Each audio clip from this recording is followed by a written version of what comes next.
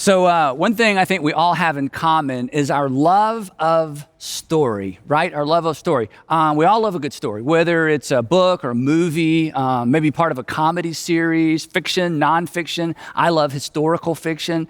Maybe it's something that happened to a friend. Maybe it's your most embarrassing moment. We all love to hear, and many of us enjoy telling stories. What's not apparent that should be is that each of us is actually creating a story, the story of our lives. It should be apparent because when someone asks you about your past, where you're from, how you met, where you went to school, what do? You dip back into a chapter of your story, the story of your life. Now, if you were like me growing up, you were interested in your parents' stories, right?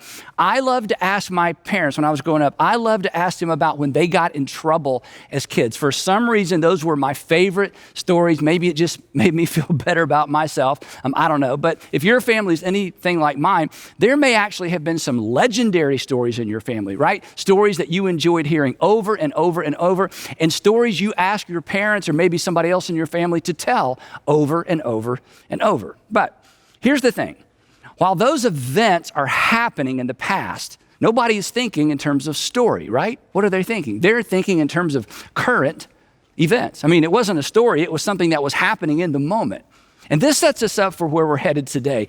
Every significant or unusual current event in your life, even a season of life, once it's behind you, once it's behind us, what do we do with it?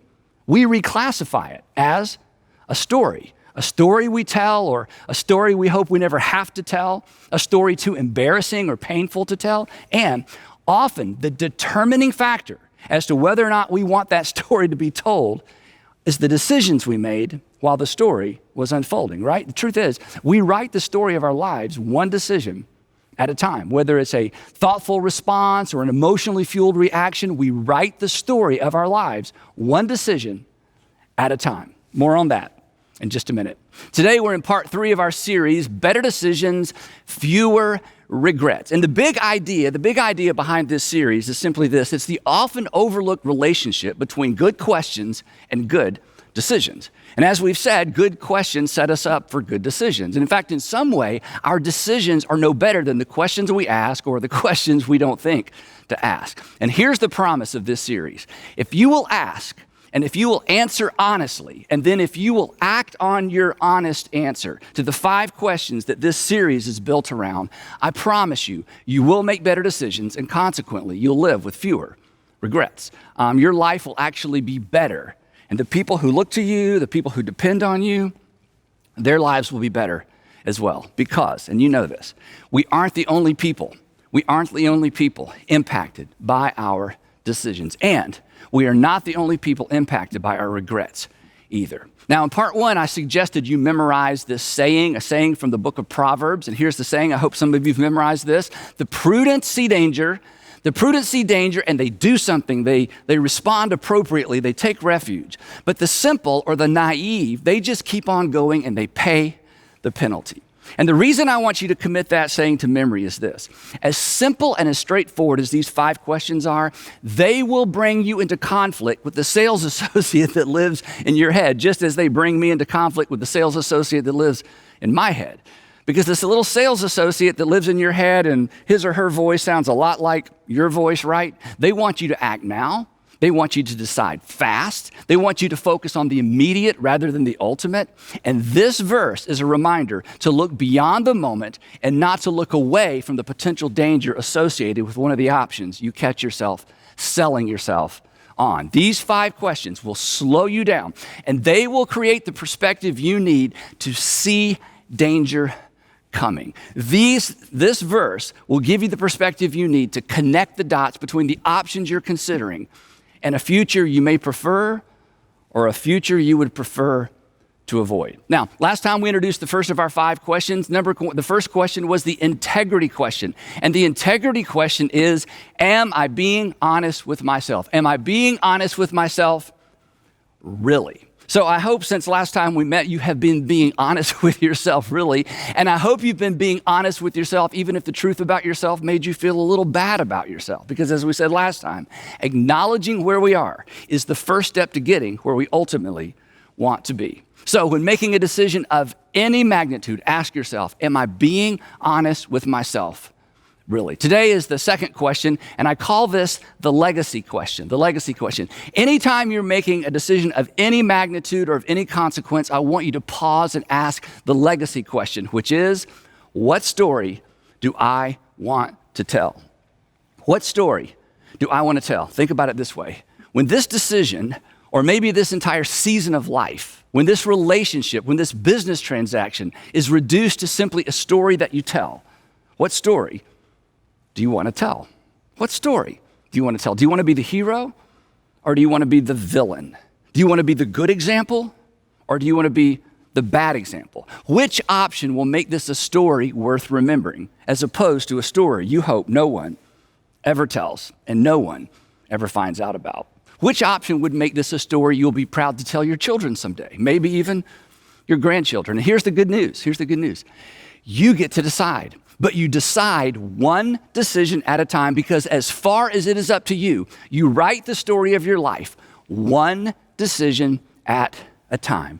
And every decision you make becomes a permanent part of the story of your life. Every decision you make has an outcome, a consequence, a result, it may be good or bad, desirable, undesirable, expected, unexpected, whatever the case. That outcome becomes a permanent part of the story of your life. Your boss comes along and he asks you to lie to a client, and you choose to lie to the client, and the client finds out and calls you on it, and the boss lays the blame on you, and you lose your job. Now, part of your story is that you lied and you lost your job because you lied. It's not a good story. What about this story? Your boss asks you to lie and you choose not to lie, and you lose your job because you wouldn't do what your boss asked you to do. It's not a great story, but that's a better story, right? Or how about this one? You met this guy. He was just kind of okay. He was convenient. There wasn't anybody else on the horizon. Something in you knew this really wasn't something you should pursue, but you did anyway. And 2 years later, the whole thing just evaporated. It's pretty much a story you hope no one even asks you about, a story that no one finds out about. How about this one? Your friends wanted you to go out, but you had an exam to study for, and you said no. You stayed in and you studied and you aced the exam. And that was a decision you made over and over and over, and now you have a degree to show for it. That's a good story. The point is simply this. Every decision and the outcome of that decision becomes part of your story, which means decision by decision, you are writing the story of your life. That's why when you're making a decision of any magnitude, you've got to pause, look ahead, and think, when this is nothing more than a story I tell, what story do I want to tell? The decision you are wrestling with right now is going to be nothing more than a story you tell someday. What story do you want to tell? Now, the challenge with all of this is this. In the midst of current events, in the midst of circumstances, we don't think of our lives in terms of story. Now, it is a story, but we don't think that way. For example, if you recently lost your job, surviving this season without a job, well, one day this is just going to be a story that you tell. What story do you want to tell? I lost my job. I was embarrassed. I started drinking too much. I racked up some unnecessary debt. I lost the respect of my friends and my kids. That's not a great story. It's understandable. I mean, losing a job, going for a prolonged period of time without work is terrifying. It's terrifying. But the decisions we make in the valleys eventually are just stories we tell on the other side. Or maybe back to the dating thing, you're dating someone and things are going okay, but there's someone else in the picture. And yeah, she's married or he's married, but you find yourself gravitating in their direction, and they seem to be gravitating in your direction as well. And you get the sense that if you're willing, they're willing. Your decision will be a permanent part of your story and hers and his. What story do you want to tell? I got involved with someone at work who was married. I ended up busting up a marriage. Now their kids ping pong between two homes on the weekends. Is that the story you want to tell? I don't think so. Now, here's something that I think is true of all of us. You'd like to be able to tell your entire story without skipping any parts, without skipping any chapters, or having to lie about the details, right? Someday you'd like to be able to sit down with your kids, or maybe even your grandkids, or maybe someone you hope to spend the rest of your life with and tell your entire story. And isn't it true? You'd like to be the hero in your story. I think we all want that. And I think going forward, you can have that. But it will require you to stop mid-decision and ask, what story do I want to tell? Which of the available options do I want as a permanent part of my story? Now, I think one of the reasons we don't think about story when we're making decisions is we get distracted by the pressure and the emotions of the moment, right? I mean, emotion, when it comes to decision making, emotion is like a fog. It causes us to lose sight of the broader context, which is our story. And you know how this works. You're up against a deadline. You've got to decide. You've got to decide soon. If you won't marry me, I'm leaving. Nobody wants to be left. If you don't make your quota, you're fired. Nobody wants to be fired. I mean, when you're forced to make a decision under pressure, it is hard to think about tomorrow, much less your story, right? Because you've got to get through today. So whether it's love or fear or jealousy, the emotions associated with the decision-making process, they always complicate the process by focusing our attention on the immediate rather than the ultimate. And consequently, we're left thinking in terms of options, not our story. And the challenge is, and you know this, there are no emotionally neutral decision-making environments, right? I mean, when it comes to big decisions, it is almost impossible to be objective because of the way we feel, because of our emotions. This is why your worst decision, and I know we've never met, so I'm taking a gamble here, but my guess is your worst decision was fueled by something with strong emotional appeal, right? Maybe a first marriage that was pretty much doomed from the start. That purchase, that lease, I mean, it was so appealing, you bought it. It was so appealing, you ate it, you smoked it. It was so appealing, you dated it, and you moved in with it, right? And if you're in retail sales, you know exactly how this works. You know about the worst thing that you can let a potential customer do is leave the store or leave the showroom without making the sale. Why? Well, you know why. Because once they walk out, what happens? The emotional appeal of your product begins to subside, and they're far less likely to make the purchase. We've all experienced that. Now, psychologists actually have a name for this dynamic. It explains why once our appetites are engaged in the decision-making process, we to some degree, we kind of lose our minds. This cognitive bias has been labeled focalism, because the victims, and we've all been a victim of this, the victims hyper-focus on the one thing to the neglect of pretty much everything else. If you've ever been in love, and I hope you have, if you've ever been in love, you were a victim, or maybe you are currently a victim of focalism. It's wonderful. All you can see is him. All you can see is her. The point being this, in emotionally charged decision-making environments, whenever there is an emotionally charged decision-making environment, we think in terms of our options, not our stories. So here's a tip. When confronted with anything or anybody with strong emotional appeal, press pause, not play, because strong emotional appeal should trigger a red flag, not necessarily a green light. Instead of leaning in, we should step back. Not because, and this is important, not because he's not the one, he may be the one. Not because it's not a great investment opportunity, it may be a great investment opportunity. Not because it's not the perfect job, it may be the perfect job. But in spite of that, we should step back because anything with strong emotional appeal, even the right thing, clouds our judgment. So just hit pause, get your bearings, go home and think about it, call a friend, and for sure, consider your story. Because when you consider your story, it places the decision-making process within the broader context of our entire lives.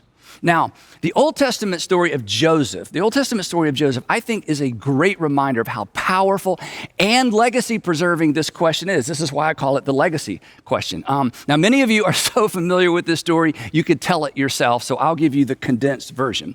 Around 1800 BC, a 17-year-old named Joseph, the 11th of 12 sons, finds himself in a no-win situation that is not of his own making. His father, Jacob, loved him more than all the other boys because Joseph's mother was his father's favorite wife, which fueled the fires of jealousy in his 10 older brothers. Eventually, as you probably know, their jealousy gets the best of them. They decide to kill Joseph.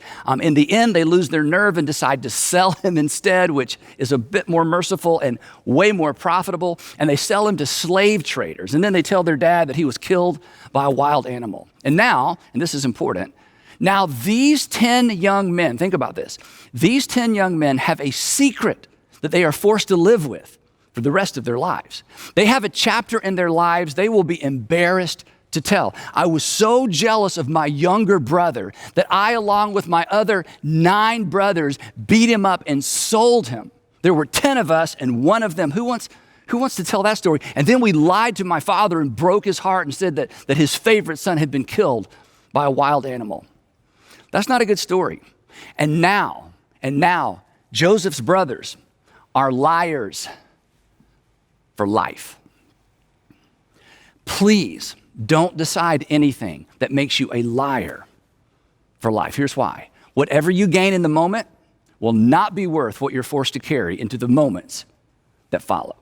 Back to Joseph. So Joseph ends up on the auction block in Egypt, where he's purchased by a military officer named Potiphar. And now Joseph has a decision to make. Do I run? Do I do what most slaves do, as little as possible with as bad an attitude as I can get by with? Or do I throw myself into this whole slave thing with everything I've got?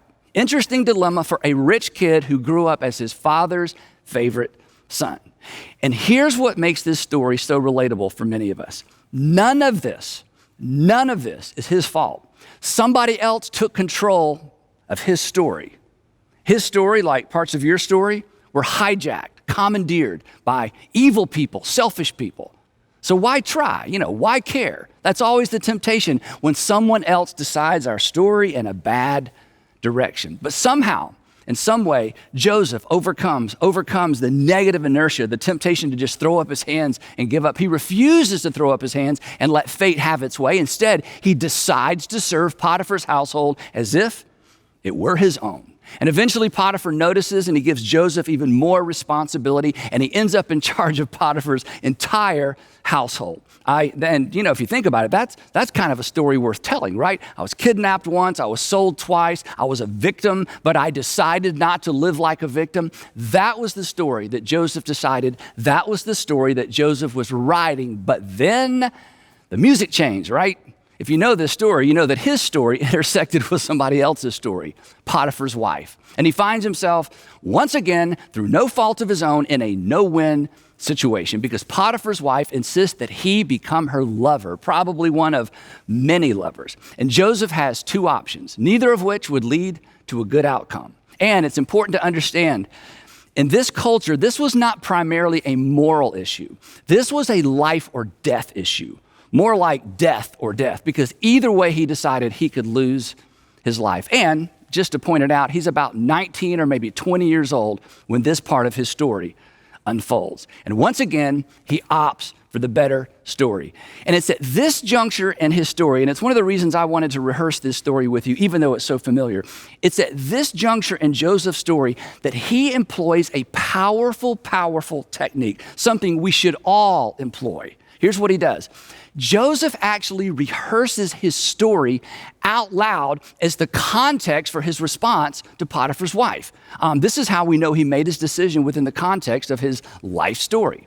So what I'm going to do is I'm going to kind of paraphrase the first part of his response, and then I'll read the second part straight from the text. Essentially, here's what he said. Mrs. Potiphar, I came to this land as a slave. I had no rights and no future. Your husband purchased me, and I did my best to serve him and you. And through my hard work and my diligence and through God's help, I've gained the trust of your husband. He's put me in charge of the entire household. In other words, my story is getting better all the time. And then he says this, and I quote, with me in charge of the household, he told her, my master does not concern himself with anything in the house. Everything he owned, he has entrusted to my care. No one is greater in this house than I am. My master has withheld nothing from me except you, because you are his wife. Implication, that's your story. Mrs. Potiphar, you really need to think this through. Do you really want an affair with a Hebrew slave as part of your story? And then Joseph steps back into the broadest context of all. In light of all that's happened, in light of your husband's confidence in me, in light of God's mercy to me, he asked this question. How then, in light of all that, in light of the way my story is going, how then could I do such a wicked thing and sin against God. Why would I want to add adultery to what's turning out to be a pretty good story with an ending I never dreamed possible? In other words, which of these stories, Mrs. Potiphar, do I want to tell? I only have two options. Story number one, your husband gave me an opportunity I never dreamed would come my way. I was faithful to him and the God who's been watching over and looking out for me. That's a good story. Or story number two, your husband gave me an opportunity I never dreamed would come my way, so I took advantage of his trust and had an affair with his wife. Which story do I want to tell? Which story do you want to tell? When the decision you are in the middle of making right now is nothing more than a story you tell, what story do you want to tell? Now, as you probably know, Joseph decided the better of those two stories. He did the right thing, but the right thing did not turn out for Joseph. Potiphar's wife accuses him of trying to rape her, and Joseph ends up in Pharaoh's dungeon. But Joseph's story wasn't over. And your story isn't over either. Now, it's true when we find ourselves in a long, difficult season and a long, difficult chapter of our story, it feels like this chapter is the entire story. But it doesn't have to be. Oftentimes, it's our responses, our decisions in those difficult chapters that make all the difference, between a story that ends bad and a story that ends well.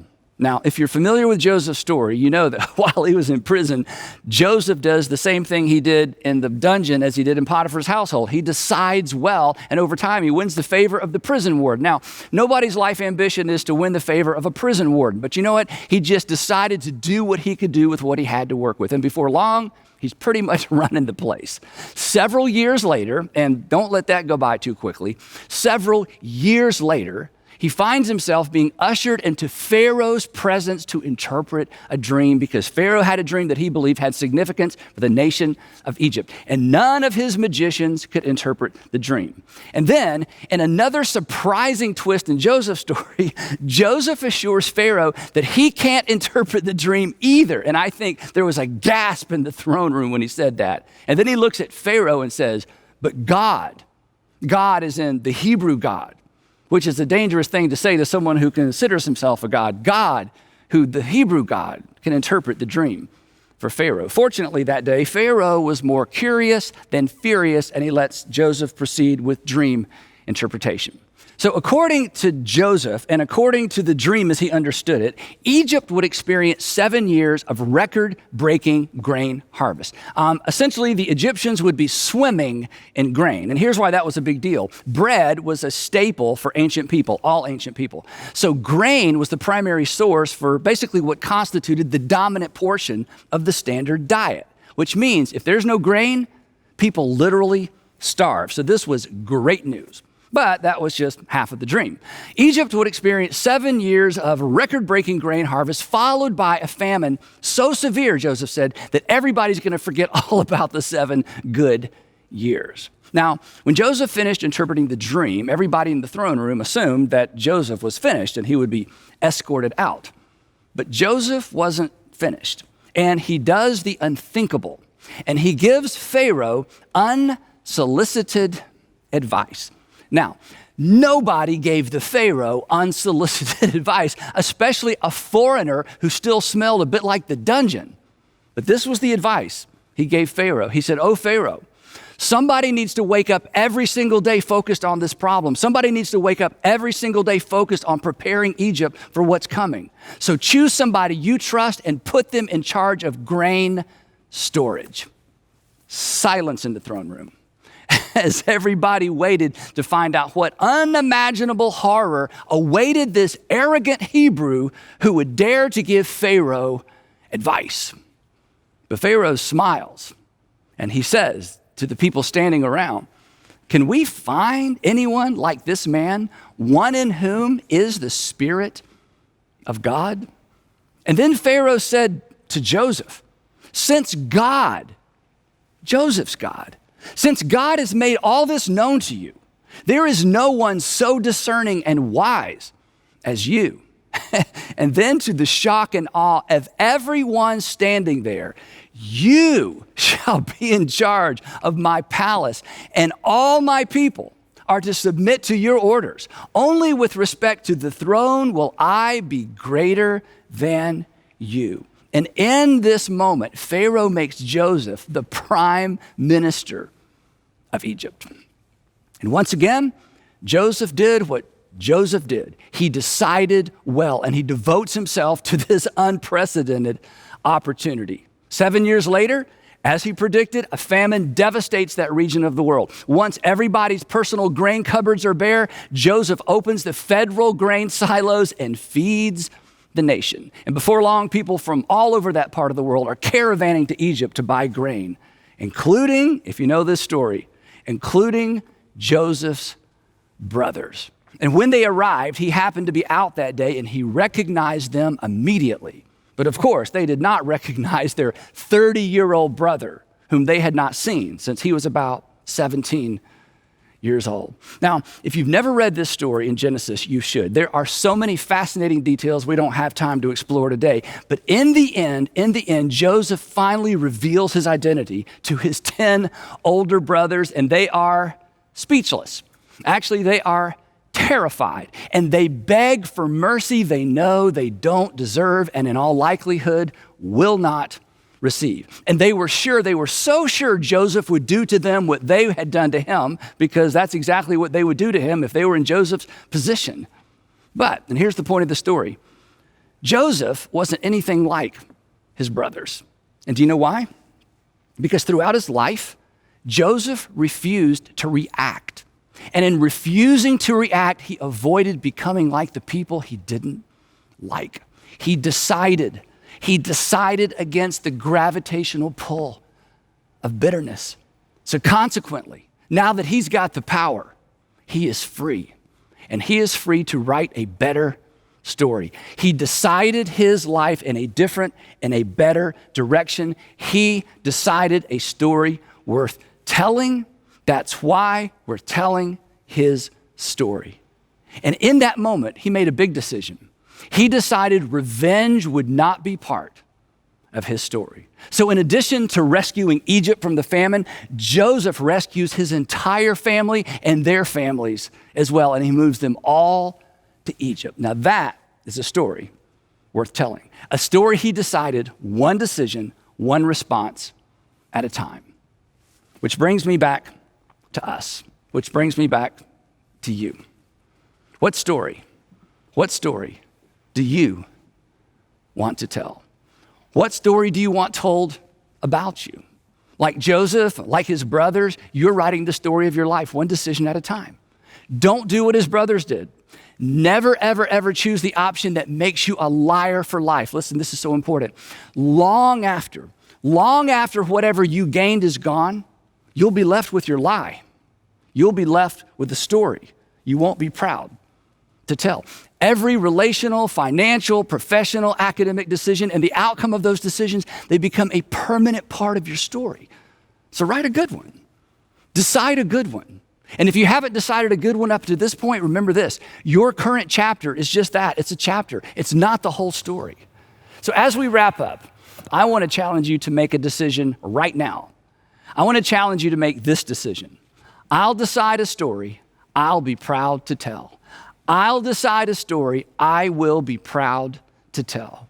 Every time you're faced with a decision of any magnitude, ask, when this is nothing more than a story I tell, what story do I want to tell? And then decide accordingly, because you write the story of your life one decision at a time.